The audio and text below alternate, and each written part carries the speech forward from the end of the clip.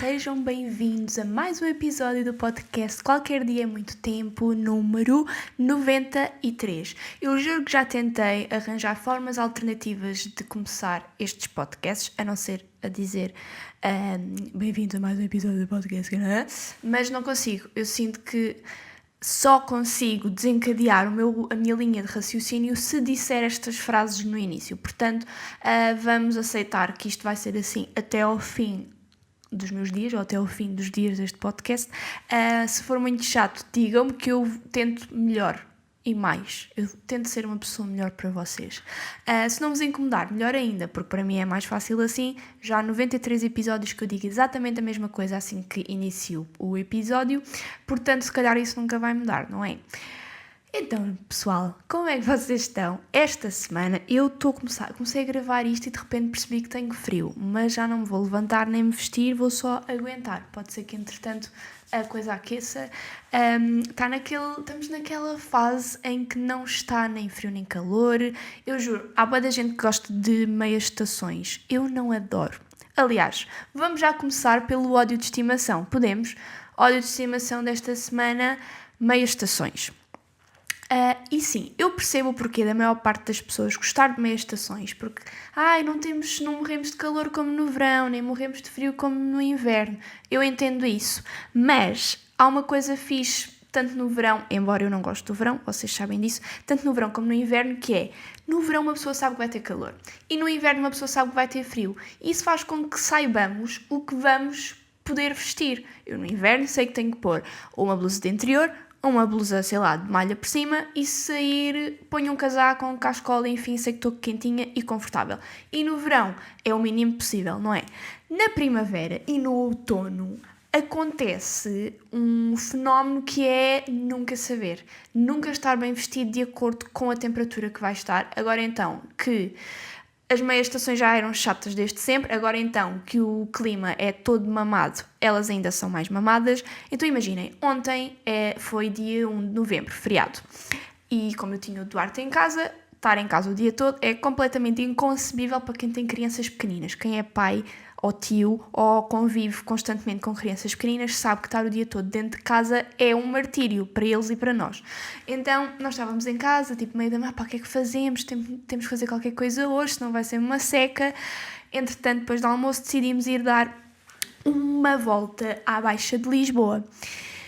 E eu fui com uma camisola de malha, tipo, mesmo meia estação, estão a ver, tipo, quentinha, mas tipo larga, crop top, ou seja, o ar entrava por baixo, as mangas eram largas, aquilo arejava. Então, às tantas eu estava com frio. Então, levei também um casaco para essa eventualidade e pus o casaco. Assim que eu ponho um casaco, começa a suar feita porca e estou bem desconfortável, mas sempre tirava o casaco, ficava com frio. Ou seja, meias estações. Uma pessoa se está de manga curta ou com uma blusa leve, tem frio. Se for o caso do... Sim, exato, tem frio. Se põe um casaco por cima, tem calor. Portanto, pessoas que amam meias estações, digam, por favor, como é que vocês se vestem, porque eu juro que não sei. Agora, estou com t-shirt porque, sei lá, estou dentro de uma casa, não é suposto ter frio, porque não há vento cá dentro, mas comecei a gravar isto. Fiquei um bocadinho mais parada do que tinha estado desde que acordei e de repente estou com frio. Se eu vestir um casaco vou ficar com calor, obviamente. Portanto, ódio de estimação desta semana, meias estações. Passamos já para o amor de estimação desta semana, porque a vida é feita de equilíbrios e eu quero passar uma mensagem de positividade também, que é, pode ser bué específico, mas eu acredito que haja alguém, porque nós nunca somos os únicos em nada, que tenha este mesmo amor que eu, que é sons e cheiros de uma pastelaria à hora do pequeno almoço. Opa, há algo de reconfortante, é um abraço, esses sons. E mesmo sons que eu não costumo gostar, por exemplo, numa pastelaria, há aquele som das pessoas... Ai, assim, vou espirrar, desculpem. Foi-se embora. Há sempre aquele som dos trabalhadores que estão tipo a arrumar as chávenas do café, estão a perceber? E que batem com bué força. Aquele som da louça a bater uma na outra, que é bué da estridente e que eu normalmente odeio. Ou aquele som de quando fazem o café de bater com a cena, tipo tum, tum, tum. Toda a gente faz isso. Para o café sair daquela sininha, que eu não sei o nome. Estão a ver sons bué estridentes, mas que quando é à hora de almoço e numa pastelaria, opá, é bué bom. E depois o cheiro a café, o cheiro a torrada, aquele ambiente, não sei o que eu quero dizer, aquela vibe de pequeno almoço de início do dia, eu não sei explicar. Eu gosto muito de comer fora, mas eu sempre amei tomar o pequeno almoço fora. E sempre foi muito difícil, a partir do momento em que me tornei vegan, tomar o pequeno almoço fora. E felizmente hoje em dia é cada vez mais fácil, porque há mais oferta, principalmente cá em Lisboa. Então esse encanto voltou a renascer, até porque eu encontrei, aliás, já me tinham falado e eu entretanto esqueci-me, e depois há pouco tempo falei com uma cliente de tatuagens sobre isso e com uma amiga minha, na mesma semana falaram umas duas destes cafés que há em Lisboa, que se chama Moco Café. Há 3, acho eu, em Lisboa. Opa, e eu aconselho bué. É tipo pastelaria mesmo, tipo aquelas coisas tradicionais, quase os croissants, as tostas, as empadas, cappuccinos, galões, tipo essas cenas todas que vocês estão habituados desde sempre e que se são vegan provavelmente já não comem há muito tempo, pelo menos não numa situação de pastelaria, e eles têm tudo isso e é tudo vegan, tudo ótimo. E eu agora eu estou tão feliz com essa descoberta, porque agora sempre me apetecer tomar o pequeno almoço fora, eu tenho onde ir. E é tipo, das cenas que eu sentia mais falta era ter um sítio vegan para tomar o pequeno almoço, mas coisas tradicionais, tipo, porque uma cena que acontece bué, que me irrita solenemente, é sempre que abre algum negócio alimentar que tem o label de vegan, é sempre tudo bué saudável, com sementes e com abacate e com sal dos Himalaias e tostas maradas, quando às vezes o que uma pessoa quer é só uma meia de leite e uma tosta mista, percebem? Ou tipo um queque, uma empada de frango, entre aspas, e não haver praticamente negócios com como é que eu ia dizer? Com essa linha de pensamento, parece que se é vegan tem de ser tudo bem esotérico, tudo biológico, e não. Às vezes apetece só mesmo um bolo com açúcar, mas que não tenha nada de origem animal. Portanto, estes cafés, eu ainda só fui, eu sei que há em Alvalade, há nos Anjos, e eu já ouvi dizer que há noutro sítio qualquer, que agora não me lembro. Eu ainda só fui ao de Alvalade, mas sou mega fã. Portanto, deixo aqui a recomendação. Não era a recomendação da semana, mas eu dou sempre recomendações extra, vocês sabem. Fica aqui a recomendação. Mas pronto, voltando ao amor de estimação, eu sempre adorei sair para tomar o pequeno almoço. Quando eu ainda vivia com a minha mãe, eu tinha alguma resistência em sair de casa, até porque eu vivi até aos meus 22 anos no Algarve, e no Algarve não há grande coisa para fazer, a não ser ir ao centro comercial ou à praia, se for verão. Então às vezes a minha mãe queria ir ao centro comercial, mas tipo, não me apetecia, não tinha nada que eu quisesse comprar ou ver, porque às tantas já tinha visto aquilo tudo. E a forma que ela arranjava sempre de me manipular a sair da cama e ir ao centro comercial com ela era dizer que íamos lá tomar o pequeno almoço. Opa, e era tão bom, é das minhas memórias mais vívidas e reconfortantes, é lembrar-me de ir várias vezes, às vezes todos os fins de semana, ao centro comercial e tomar o pequeno almoço com ela, e era sempre um galão e um croissant misto aquecido. E pronto, então tomar o pequeno almoço fora é sempre algo muito reconfortante para mim, e eu por isso adoro os cheiros e os sons das pastelarias nessa altura do dia. Portanto, aqui está este amor de estimação. Porquê que eu comecei logo por amor de estimação? Por causa do ódio de estimação. Mas pronto, coisas para contar esta semana. Comecei a semana, mais uma vez, doente. Aqui no podcast vocês provavelmente não sabem, se não me seguem no Instagram, porque eu deixei de gravar o podcast em fevereiro, e eu acho que foi a partir de fevereiro que toda a saga de maleitas e doenças começou para mim este ano. Opa, eu juro que eu não sei o que se passa. Eu tenho teorias. É assim, em janeiro o Duarte entrou na escola, então está em contacto com muita gente, muitos miúdos, e os putos estão sempre a ficar doentes. É uma coisa impressionante. Um começa com um ranho no nariz, uma semana a seguir sabe-se que todos estão doentes. É uma tosse aqui, é uma febre ali, é uma diarreia acolá. Enfim, e como o Duarte entrou em janeiro, ele tinha 1 aninho, nunca tinha estado em contacto com outras crianças e com outras pessoas, quase, porque viemos de uma pandemia, não é? Durante 2021 as coisas ainda estavam assim meio tremidas, portanto não houve grandes contactos. Foi assim, desculpem, a primeira vez que houve maiores contactos para ele, então obviamente o organismo dele estava a lidar com uma série de micróbios e coisas que nunca tinha visto na vida, então ele ficou doente muitas vezes. Juro, foi de, sei lá, fevereiro a finais de maio. Eu juro que era semana sim, semana não. Ele começava no início da semana, ficava doente, terminava a semana bem, o fim de semana passava bem, no início da semana seguinte já estava a ficar doente outra vez. E assim que ele ficava doente, uns dias depois estávamos nós. E eu sinto que também pelo facto de termos vindo da pandemia, lá está, de estarmos mais resguardados, não saíamos tanto, não estávamos com tanta gente, estávamos constantemente de máscara, eu sinto que o nosso sistema imunitário ficou muito mais fragilizado, porque deixou de estar em contacto constante com micróbios e cenas e não sei o quê. E eu sempre fui uma pessoa com um sistema imunitário bastante forte, era muito, muito raro eu ficar doente. Eu ficava, no máximo dos máximos, doente uma vez por ano. Tipo, normalmente era lá por janeiro, dava-me assim uma gripezita, ficava 2, 3 dias mais fragilizada em casa, mas eu nunca fiquei doente, como este ano. Eu tive tudo. Eu tive doente com gripe, tipo aquela gripe normal que o Duarte me trazia, ficava com espirros, com tosse, tudo bem, ao fim de 2 dias passava. Depois, eu acho que em fevereiro tive Covid sem saber, porque, imagina, nós andávamos com... O Duarte vinha doente, ficava com febre, então eu ligava à Saúde 24 para saber o que fazer, porque ainda estávamos naquela fase do Covid.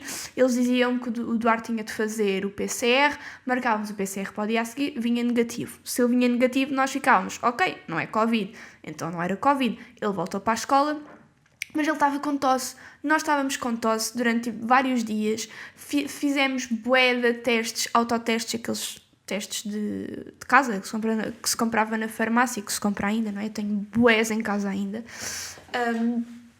Fizemos para aí 3 ou 4 testes, cada um deram todos negativos. Então, ok, não é Covid de certeza. E aquilo foi na altura, foi em fevereiro, foi logo a seguir eu ter feito a minha tatuagem nas costas. Então eu andava a besuntar-me a toda a hora de óleo de coco, que é uma coisa com um cheiro bastante ativo.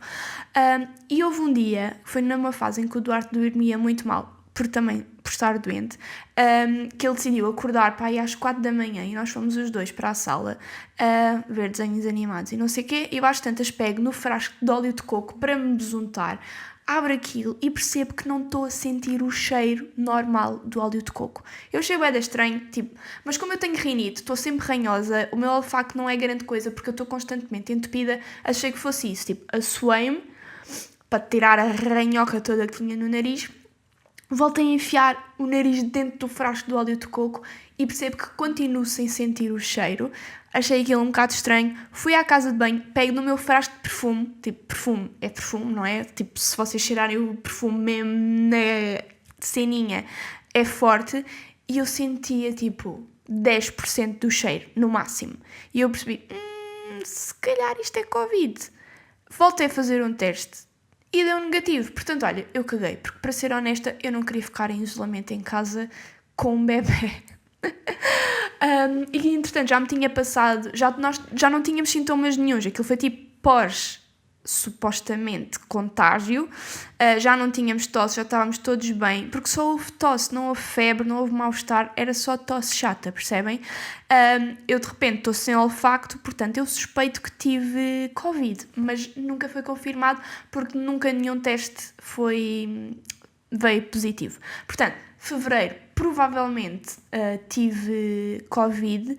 Depois, já não lembro se foi março.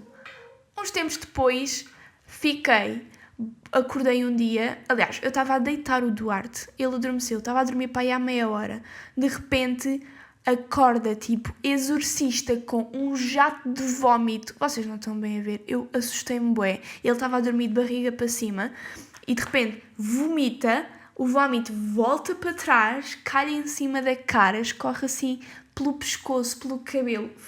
E ele nunca tinha vomitado, então ficou bem assustado. Tipo, eu levantei-o para ele não se afogar e ele continuava a vomitar e sempre naqueles segundos entre os vomitados ele olhava para mim com uma cara de pânico e assim meio tipo a chorar, meio o que é que está a acontecer?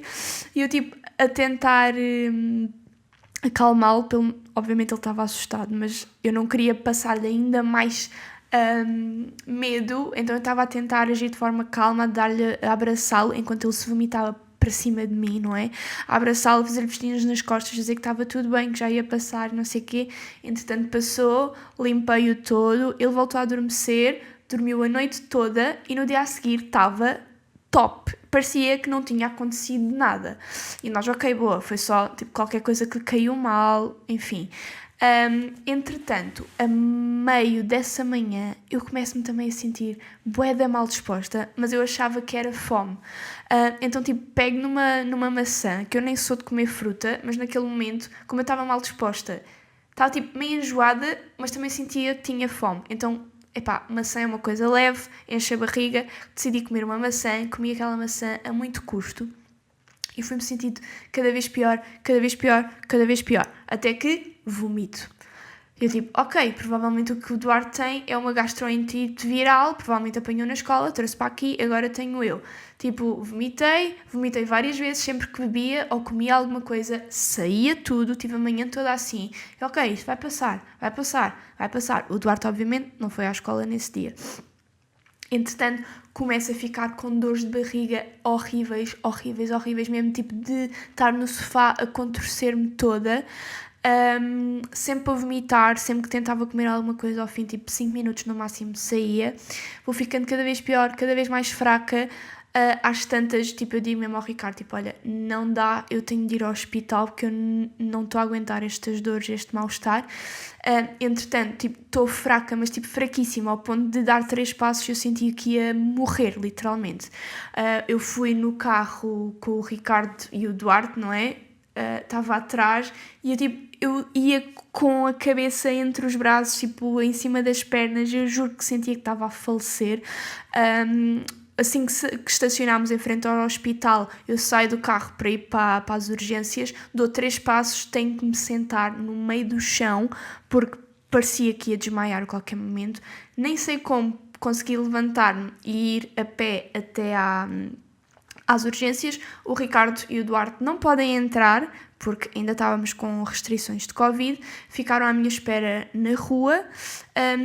Entretanto, eu sou admitida, começam a meter bué de medicamentos para a veia, tudo com suspeitas de ou Covid ou gastroenterite. Tipo, toda a gente achava que era gastroenterite.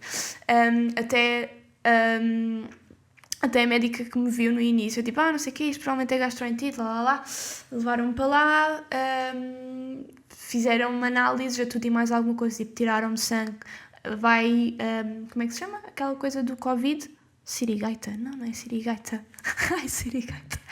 Aquela coisa que me desenfiou no nariz. O cotonete gigante. Porquê que eu não me estou a lembrar do nome nisso? Enfim, vocês sabem o que é que eu estou a falar. Puseram bem cenas dessas na goela, no nariz, não sei o quê, para fazer esses testes todos. Vem-se a ver que afinal não é nem gastroenterite, nem Covid, era gripe A e gripe B ao mesmo tempo. Foi naquela fase em que havia um surto de gripe A no país todo e em Lisboa principalmente, porque enfim, se há um surto de qualquer coisa no país, em Lisboa é sempre onde está pior, porque é onde há mais gente. E a médica disse mesmo que nunca tinha visto ninguém com gripe A e gripe B ao mesmo tempo, que era uma cena inédita para ela.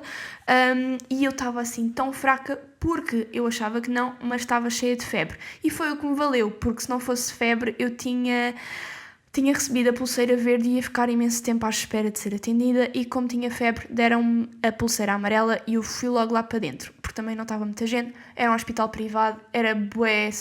Não era muito cedo, era quê? Meio-dia? Uma cena assim, ou depois do almoço, já nem me lembro. Mas pronto, foi super rápido.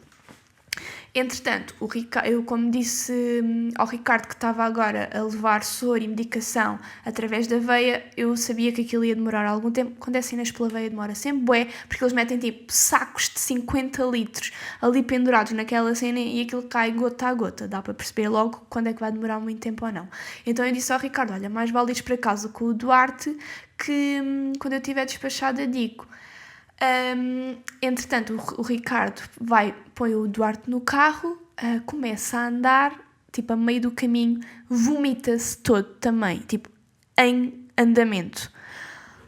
Ele chega à casa, manda mensagem ou liga-me, já não lembro como é que ele fez, e diz, Bárbara, eu acabei de me vomitar todo também enquanto andava, agora estou aqui em casa com o Duarte, isto já era, tipo, inícios da noite, tipo 7, 8 da noite, que é quando supostamente o Duarte vai dormir, e o Ricardo a falecer também, estava exatamente com a mesma cena que eu, a vomitar e a tentar adormecer o Duarte, e o Duarte a ver o Ricardo a vomitar-se todo e a assustar-se, obviamente. Entretanto, eu no hospital, agarrada à cena do soro, não podia fazer nada, liga à minha mãe, mãe, estou assim, não sei o quê, preciso que venhas para Lisboa. Então a minha mãe arranca de Lisboa, tipo às 9 da noite, para me ir buscar ao hospital, tipo à meia-noite ou lá o que foi. Eu tipo cheguei mesmo tarde da casa, fiquei lá até muito tarde, e a minha mãe veio de Lisboa de propósito para me ir buscar ao hospital, para me levar a casa, passou lá connosco essa noite e no dia a seguir de manhã foi-se embora. Foi tipo mesmo grande salvação, juro.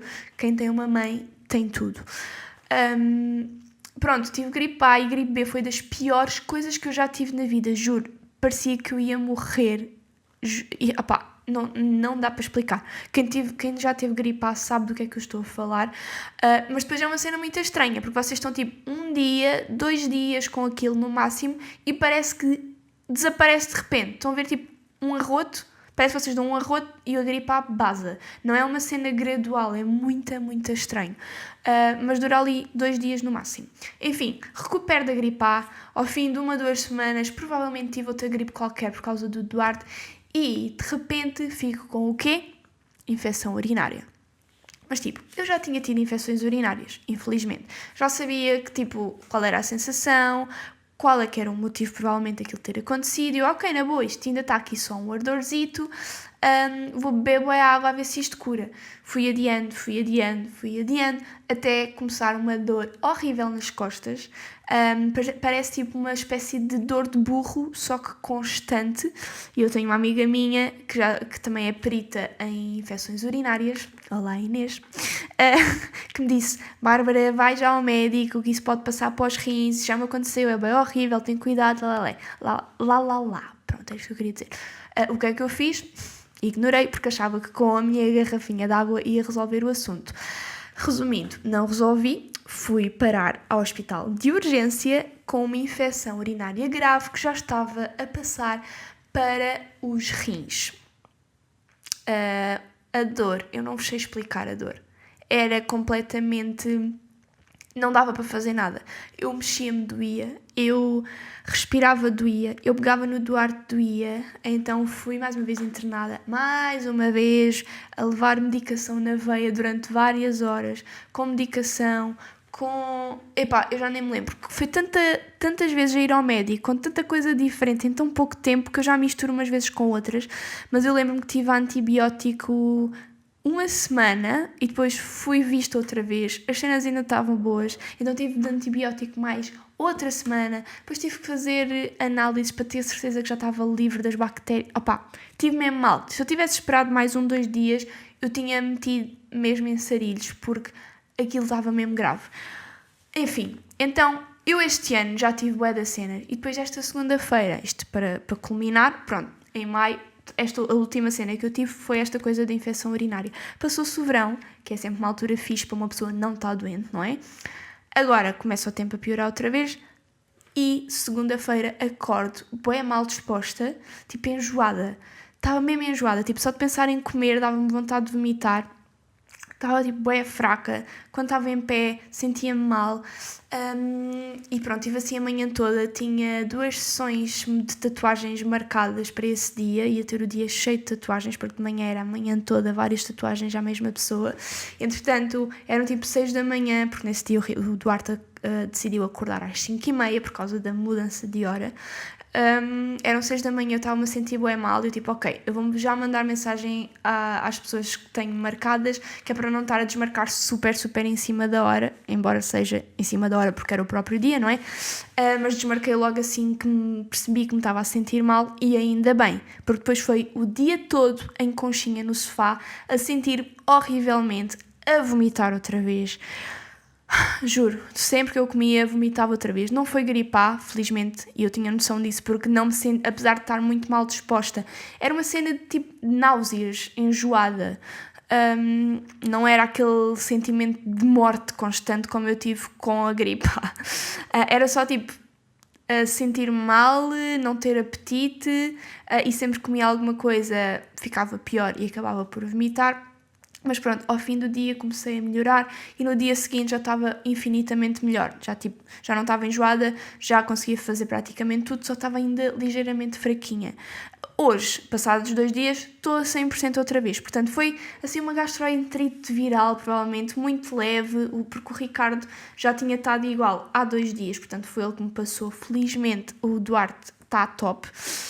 Mas pronto, eu tenho estado doente bué vezes este ano e estou farta. E eu sei que provavelmente tem a ver com esta questão toda de Duarte na escola e não sei o quê, de termos estado com máscaras e o sistema imunitário estar em baixo, e também pelo facto de, por falta de tempo e também, confesso, por falta de vontade, não me tenho estado a alimentar muito bem nos últimos 2 anos, porque, Duarte, ser mãe, ter que fazer 1001 coisas, trabalhar, não sei o quê, depois ainda ter de fazer as refeições todas bem elaboradas e equilibradas e nem sempre tenho vontade. Então a minha alimentação não tem sido a melhor cena, e eu tenho quase a certeza que isso também tem tido um impacto muito grande no nosso sistema imunitário.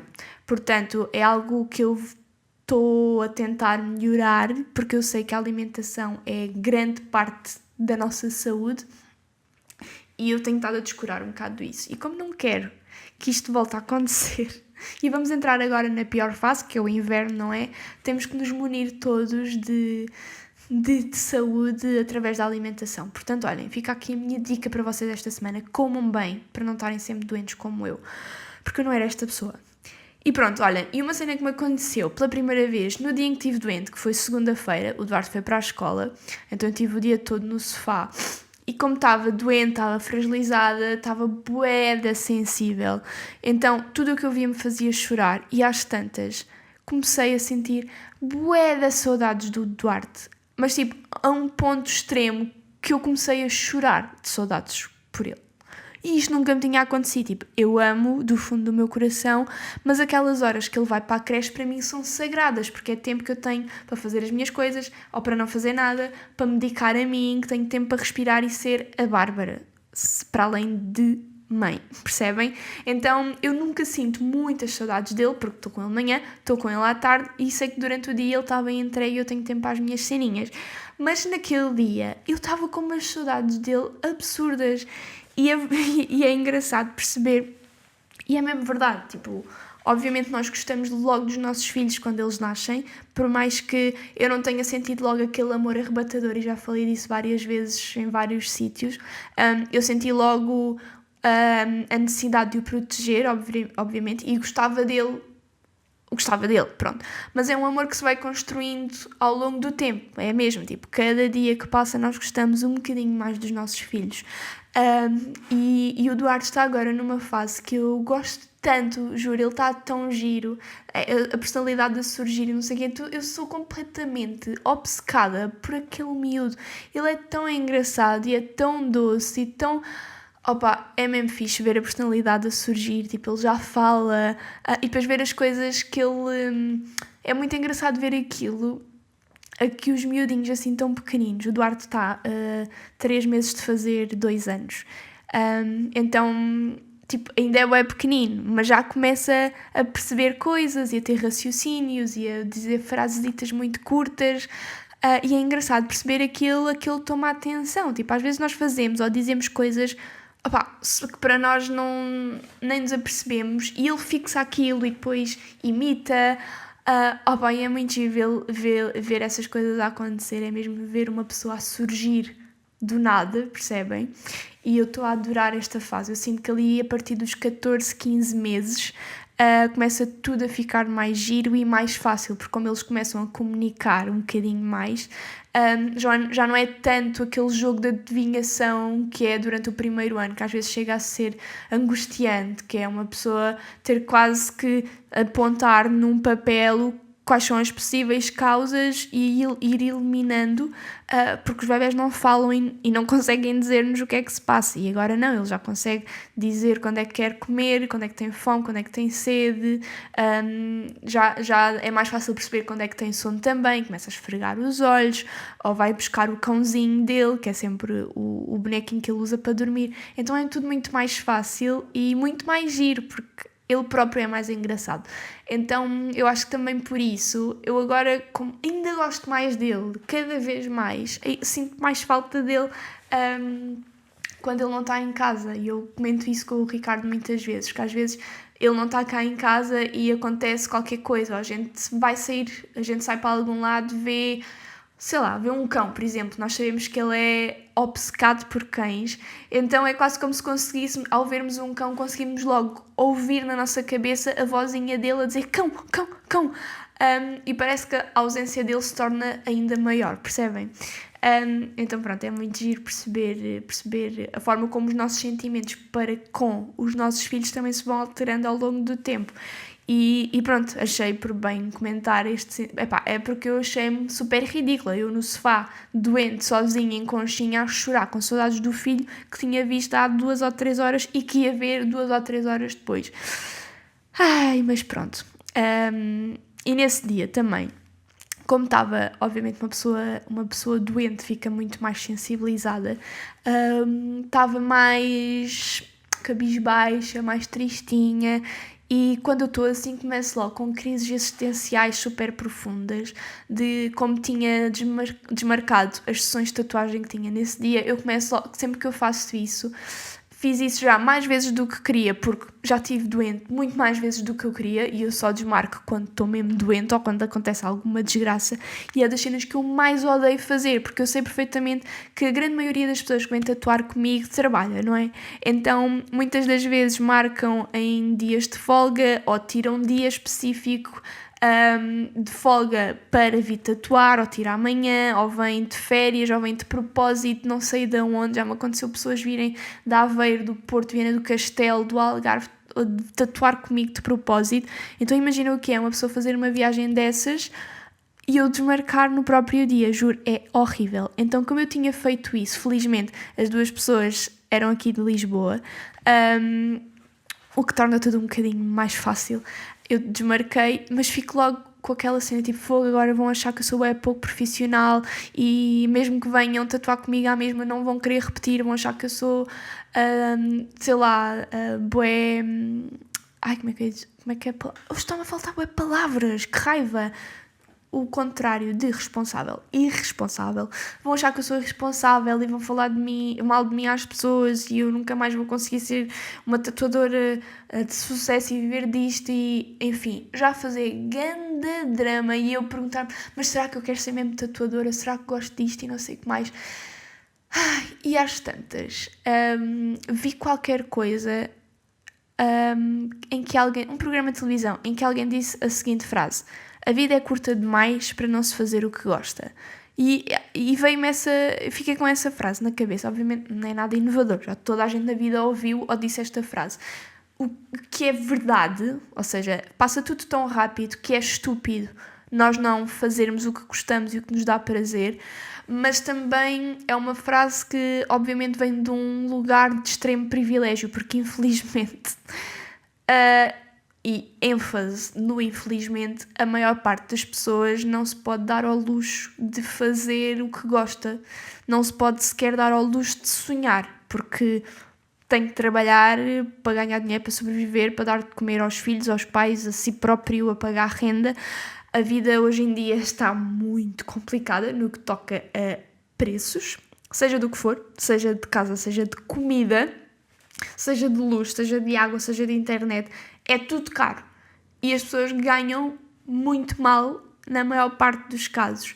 Então, a maior parte das pessoas nem sequer, percebem, o privilégio que é sequer parar para pensar no que é que eu gosto de fazer, no que é que eu quero fazer, isso já é sinal de privilégio. Porque há tanta gente que nem sequer se pode dar ao luxo de parar para pensar nisso, porque sai de um trabalho, vai para o outro, sai do segundo, vai buscar os filhos, mete os filhos a dormir, entretanto tem que fazer o jantar e isto no dia a seguir, vezes e vezes sem conta, provavelmente 100 dias de folga, e por mais que isto possa parecer um contexto extremo, não é. E eu, como falo com muita gente que vem cá tatuar, obviamente tatuar é um processo que demora algum tempo, então às vezes o mais comum é eu estar 1 hora e meia, 2 horas a falar com as pessoas, dá tempo de falar sobre muita coisa. E há muita gente que me fala sobre os trabalhos que tem, ou sobre o trabalho dos pais, e eu percebo que a maior parte das pessoas está presa a trabalhos que detesta, que as fazem infelizes, porque não tem outra alternativa, porque têm que comer, porque têm que sobreviver. E eu às tantas acabo por me esquecer, lá está, na minha bolha de privilégio, eu tenho um trabalho que adoro, que me dá a liberdade de ser eu a tomar, de ser eu a fazer os meus horários, de decidir quando é que, tipo, olha, nesta semana vou ao Algarve, então não tatuo esta semana, tatuo a dobrar na próxima. Ou se não me apetecer tatuar a dobrar, felizmente tenho esse jogo de cintura para não precisar do dinheiro das tatuagens para comer, percebem? Então, eu às vezes esqueço-me do quão privilegiada sou. Então, para mim é muito bom ter este contacto, por mais que às vezes, lá está, às vezes acordo e não me apetece lidar com pessoas. Toda a gente tem esses dias. Mas tenho sessões de tatuagens e não há como ter sessão de tatuagem sem lidar com pessoas, porque vocês estão literalmente a tatuar uma pessoa, estão 2 horas ou o que seja com ela, e por mais que eu possa não falar durante a sessão, eu gosto de conhecer quem tatua, gosto, sei lá, nem que seja conversar para a pessoa se distrair um bocadinho da dor que eu estou a causar, não é? Porque tatuar, por mais que não seja uma coisa, na maior parte das vezes, não seja insuportável, dói, não há como fugir a isso.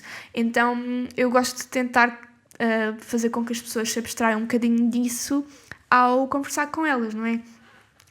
E ainda bem, porque eu conheço realidades que às vezes são muito distantes da minha, e que eu me esqueço que existem, obviamente, porque felizmente não passo por isso. E eu acho que é um exercício muito importante nós fazermos, é sair do nosso pedestal de privilégio e perceber que nem toda a gente vive como nós, que há sempre pessoas melhores, obviamente, e que nós queremos sempre lá chegar, e é um objetivo e uma forma de termos motivação. Pelo menos isso acontece comigo, tipo, conheço pessoas que têm uma vida 1000 vezes mais confortável que a minha em termos financeiros, por exemplo, que têm casa própria, tudo aquilo que eu quero, não é? E que olho para elas e penso, ok, eu quero chegar aqui. Isso ajuda-me a ter pica, a ter o chamado fogo no cu, para me levantar todos os dias, trabalhar mais, para ser cada vez mais reconhecida enquanto tatuadora ou enquanto seja o que for, para as pessoas virem trabalhar comigo, gostarem do meu trabalho, falarem com as pessoas, e eu conseguir ter cada vez mais trabalho, receber cada vez mais dinheiro. Enfim, não conseguimos fugir a essa parte, por mais que seja meio tabu falar de ganhar dinheiro e não sei o quê, não sei bem porquê, porque toda a gente precisa, toda a gente gosta. Entretanto, perdi-me. Pronto, é importante ter esse foco de, ok, esta pessoa tem uma vida bem melhor que a minha, eu quero lá chegar, e usar isso como combustível para nos ultrapassarmos a nós próprios, mas também é tão importante ter os exemplos contrários de pessoas que têm uma vida muito mais complicada, muito menos privilegiada, que têm vários trabalhos por turnos e que se calhar ganham metade do que nós ganhamos, com o dobro do trabalho, o dobro... Enfim, é uma cena que me faz mesmo muita confusão, e ver isto a acontecer e os preços das coisas, de tudo, o que é o mais básico e essencial continuar a subir e os salários ficarem na mesma, é uma cena mesmo assustadora e eu não sei como é que vai ser para a nossa geração. Eu no outro dia vi, juro, agora vou dizer isto e nem faço ideia quem é o gajo, mas estava no TikTok a fazer scroll, como eu faço esporadicamente, tipo, o TikTok não é uma coisa que eu use muito, eu se calhar vou ao TikTok tipo 2 vezes por semana, não é uma plataforma que me consiga conquistar. Eu já tentei fazer vídeos para lá, já tentei consumir diariamente aquilo a ver se tipo, percebia o encanto e eu não consigo perceber o encanto. Tipo, eu percebo que há bons conteúdos lá que são giros, que quando uma pessoa começa realmente até parar custa, é mesmo viciante, mas não é, para mim não é viciante ao ponto de... É viciante se eu abrir e ficar lá. Mas não é uma cena que eu estou, tipo, hoje... E agora apetece-me bem ir ao TikTok, como me acontece com o Instagram. Tipo, o Instagram já é meio vício, estão a perceber? TikTok eu esqueço-me vários dias seguidos de que ele existe. Mas pronto, estava a ver um TikTok qualquer, que era um rapaz a falar num podcast qualquer, pronto, informação mega vaga, e em que ele estava a dizer que a nossa geração vai ser a primeira em séculos que vai ter piores condições de vida do que as gerações anteriores. E isso deixou-me mesmo bem preocupada, porque a nossa geração, nós estamos mesmo a viver e a começar a nossa vida no início do apocalipse em todos os sentidos, no que diz respeito às alterações climáticas, que eu já falei sobre já falei no episódio anterior, portanto não vamos voltar a bater nessa tecla, mas também nas questões de economia, tipo comprar casa, pagar casa, ter salários dignos, conseguir comprar o equivalente a 2 semanas de comida sem pagar mais de 200 euros, que é tipo, para grande parte das pessoas é 1/3 do salário. E eu não sei, e cada vez há menos apoios. Eu lembro-me na altura em que a minha mãe, há uns 20 anos, 20 e tal anos, eu lembro-me da minha mãe falar que nessa altura os bancos, por exemplo, davam empréstimos para comprar casa de 100%, o que obviamente não foi bom e foi por isso que levou àquela crise maluca de 2008, 2009, mas tipo, agora é ridículo, não há apoios para nada, tipo, tu ou tens o dinheiro todo para comprar uma casa ou tens que ter contrato efetivo, trabalhar para o Estado, ser funcionário público, enfim. Se tiveres um trabalho que fuja um bocadinho disso, se trabalhares a recibos verdes, mesmo que tenhas provas de que tens rendimentos ou de outras coisas, ou que os rendimentos dos recibos verdes são constantes e suficientes para pagar uma renda ao banco, os bancos não emprestam. E às tantas é tipo, ok, então como é que nós saímos de casa dos pais? Eu saí da casa dos meus pais relativamente cedo porque o meu namorado é 10 anos mais velho, já tinha esses 10 anos de avanço no que toca a ter algum conforto económico, tivemos muita ajuda da nossa família e hoje em dia pagamos uma renda altíssima que muito pouca gente consegue pagar, que nós só conseguimos pagar porque temos o privilégio extremo de ser senhorios de alguns apartamentos. Nós estamos numa situação muito peculiar que muito pouca gente da nossa idade está e estamos longíssimo de ser ricos ou algo que se pareça, tipo, não sobra muito dinheiro ao fim do mês. Portanto, se é preciso uma pessoa ser mesmo bué da rica para comprar casa ou para conseguir pagar uma renda de aluguer, pronto, renda à casa sem contar tostões. Porque, tipo, eu no outro dia estive a pesquisar para uma amiga aqui em Lisboa T0s e T1s que custassem menos de 750 euros por mês e apareceu-me um resultado. Como é que é possível um T0 em Lisboa ser impossível encontrar um T0 a menos de 750 euros por mês? Para mim, não, juro, eu não compreendo. Quando o salário mínimo é 700 euros. Nem sei se chega, mas pronto. Então pronto, pus-me a pensar sobre isto tudo. Estão a ver? Enquanto estava ali na minha crise existencial de gastroenterite. E depois pus-me a pensar, tipo, imaginem, eu adoro tatuar.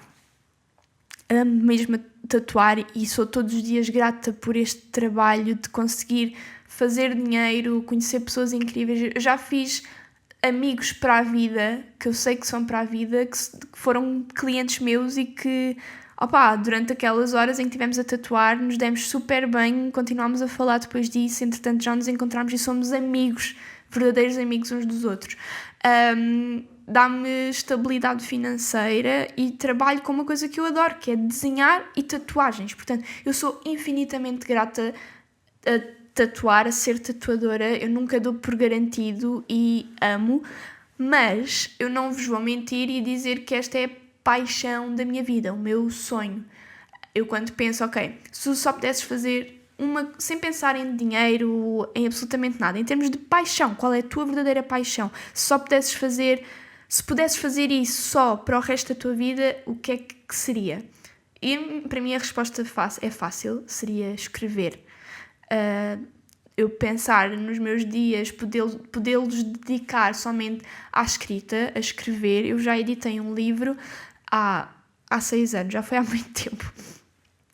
Mas porque entretanto, lá está, eu editei o livro no final do meu curso universitário, entretanto saí de casa e tive que começar a dedicar toda a minha energia a perceber o que é que eu queria fazer e como é que eu podia trabalhar sem ser miserável economicamente e psicologicamente. E entretanto, pronto, a tatuagem surgiu e cumpriu todos esses requisitos. E é aquilo que eu vos disse, que sou eternamente grata, mas não é a minha paixão.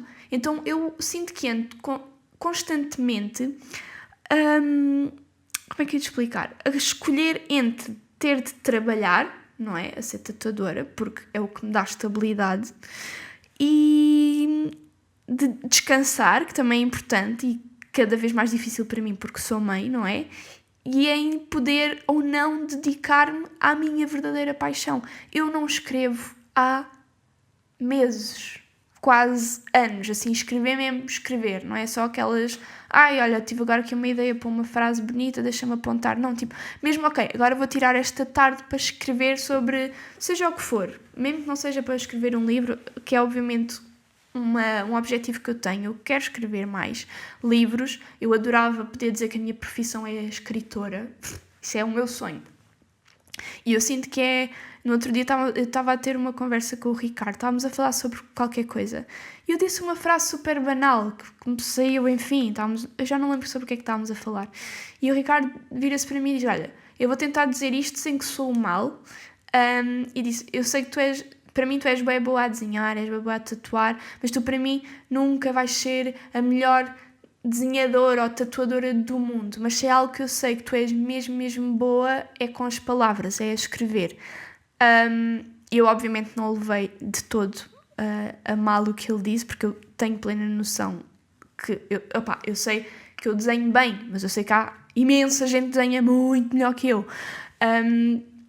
E fiquei muito feliz e senti-me muito valorizada por ele ter dito com tanta sinceridade que eu era realmente boa com as palavras e a escrever, que é algo que para mim é dos melhores elogios que me podem dar, é dizer que eu escrevo bem, eu fico mesmo, mesmo, mesmo feliz e eu espero que ele tenha razão, mas ficou muito, e ele disse tipo, eu sei que tu adoras ser tatuadora e que isso agora é o que nos dá estabilidade, mas por favor não desistas de escrever, porque eu sinto que é o teu verdadeiro talento, e vais ter tempo para isso, mas não desistas dessa parte de ti.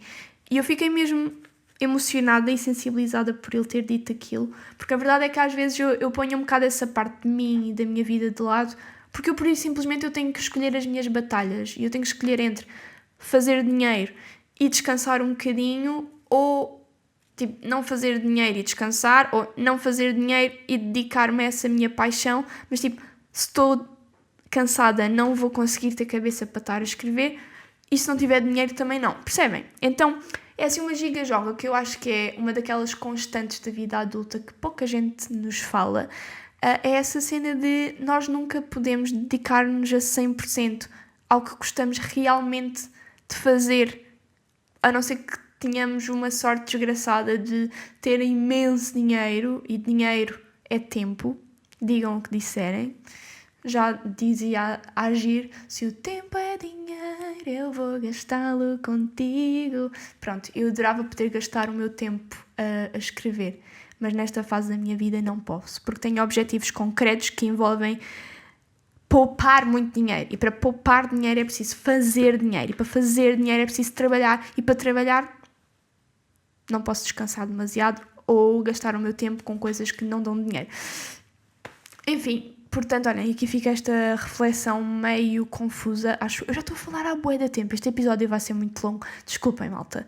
Mas, opá, é assim meio desabafo, meio coisas que aconteceram e crises existenciais que toda a gente tem, não é? E eu dou por mim... E eu, imaginem, lá está, privilégio. Eu dou por mim a pensar sobre isto, mas eu não estou num... Imaginem, se me disserem, ok, Bárbara, tu nunca vais conseguir ser escritora, vais só, tipo, escrever as tuas frasesitas salteadas antes de dormir quando te vem alguma coisa à cabeça e vais tatuar para o resto da tua vida. Eu tipo, ok, não é o fim do mundo porque eu gosto de tatuar. Agora, eu só de pensar em pessoas que têm de pensar sobre isto e, tipo, têm um trabalho que odeiam, seja ele qual for, seja... Eu não vou estar a exemplificar porque isto pode ser meio preconceituoso. Tipo, há bem trabalhos. Imaginem, eu já trabalhei na Zara e odiei. Há pessoas que adoram trabalhar na Zara. Há pessoas que trabalham no Mac e odeiam, e se calhar há pessoas, nunca ouvi falar, mas se calhar há pessoas que trabalham no Mac e adoram. Se calhar há pessoas que trabalham nas limpezas e detestam, e há pessoas que amam, isso eu sei, há pessoas que amam trabalhar a fazer limpezas. Então, é tudo sempre um pouco subjetivo, porque nós somos todos diferentes, graças a Deus Nosso Senhor, que não existe, na minha opinião. Mas pronto, olhem, vamos já passar agora muito fast às próximas rubricas. Recomendação da semana. O livro que eu estou a ler, ainda não acabei, mas falta pouco. Já sei que é uma recomendação, já sei que é bom, que se chama Coisas de Loucos, de Catarina Gomes. Este livro foi-me recomendado por uma amiga minha, que é a Inês Gonçalves. Eu já falei dela várias vezes. Ela tem um Instagram que eu adoro e que vocês deviam seguir, Inês Gong no Instagram. Ela dá muitas dicas de moda, livros e não sei o quê. E ela já me tinha falado deste livro, a dizer, Bárbara, lê, vais gostar, é bué da fixe, não sei o quê. E eu estou a amar. Então, basicamente, resumindo, é um livro, é um trabalho jornalístico acerca de antigos internados num hospital psiquiátrico, um chamado manicômio, antigamente. Basicamente, esta jornalista entrou no tal hospital e encontrou uma caixa cheia de objetos aleatórios, tipo bilhetes de identidade, relógios, terços, tickets de comboio, cenas assim mesmo completamente aleatórias, e percebeu que eram objetos que pertenceram a antigos pacientes daquele hospital e que ficaram ali esquecidos, tipo, já estão ali há décadas, já há 50, 60, 70 anos. E, entretanto, ela pega naquilo e fica obcecada por aquela caixa, por aqueles objetos, e decide começar a investigar os donos de cada um daqueles objetos. E não só, tipo, saber quem foi a pessoa. Tipo, ok, este bilhete de identidade é da Maria Joaquina. Não, tipo, saber mesmo onde é que a Maria Joaquina nasceu, qual era o trabalho dela, se ela tinha trabalho, se casou, se teve filhos, porque é que foi internada, o que é que aconteceu durante o internamento, como é que ela morreu, com quantos anos morreu em casa, morreu no hospital. Tipo, ela faz um trabalho jornalístico de investigação extensivo e, tipo, incrível. E mais do que essa parte que é impressionante, obviamente, do trabalho que se nota que ela teve, é ter noção da forma como as doenças mentais eram vistas e tratadas naquela altura. Porque o hospital a que se refere o livro é o... como é que é? Miguel Bombarda? É Miguel? Qualquer coisa Bombarda. Eu acho que é Miguel Bombarda, que entretanto já não existe. Mas aquilo é tipo em 1800 e muitos, até 1900 e muitos também. É ali tipo mais ou menos 100 anos, numa altura completamente diferente, 1800 e troca ao passo. Achava-se que as doenças mentais eram coisas completamente diferentes daquilo que se acha agora. Era tudo muito primitivo, não havia grandes informações e as teorias que existiam eram completamente mirabolantes e macabras, e as coisas pelas quais os doentes mentais naquela altura tiveram que passar são tipo de despedaçar o coração. Pessoas que tinham doenças super leves ou que às vezes nem tinham doenças de todo, mas só o facto de serem diferentes do que era o normal naquela sociedade, eram internadas e ficavam internadas tipo 50 anos, coisas extremas a esse ponto. É mesmo tipo super impressionante e muito triste, porque põe-nos a pensar, ok, se esta pessoa tivesse existido 3, 4 gerações a seguir provavelmente teria tido uma vida normalíssima, medicada, igual a toda a gente, e não teve essa oportunidade, não teve a oportunidade de ser absolutamente ninguém, teve presa dentro de um hospital psiquiátrico a ser negligenciado durante a vida inteira. Então, olha, é uma coisa mesmo que nos faz muito pensar sobre isso, e depois tem toda a questão do tempo, já sabem, Bárbara, tempo, enfim.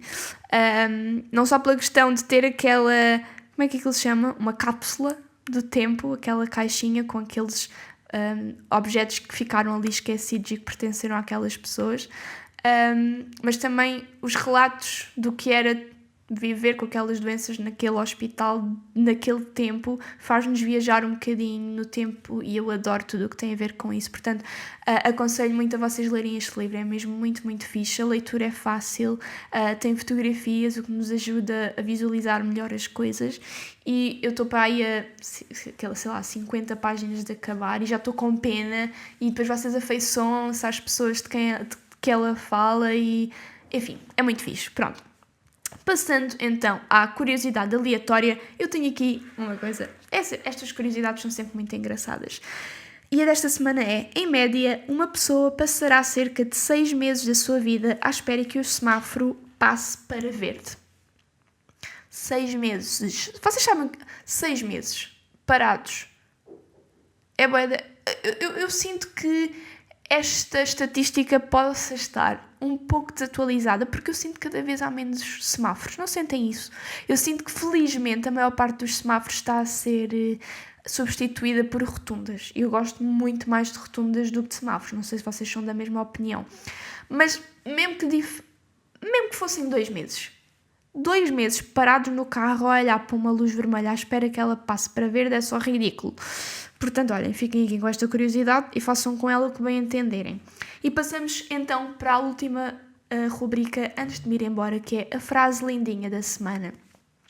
E a frase desta semana é de Valter Hugo Mãe, que é dos meus escritores favoritos, provavelmente o meu escritor favorito, logo a seguir ao José Saramago. E a frase de hoje é: o amor constrói. Gostarmos de alguém, mesmo quando estamos parados durante o tempo de dormir, é como fazer prédios ou cozinhar para mesas de 1000 lugares. Pronto, eu achei isto uma frase muito bonita e uma ótima forma de acabar este episódio, que é bastante mais comprido do que eu estava à espera.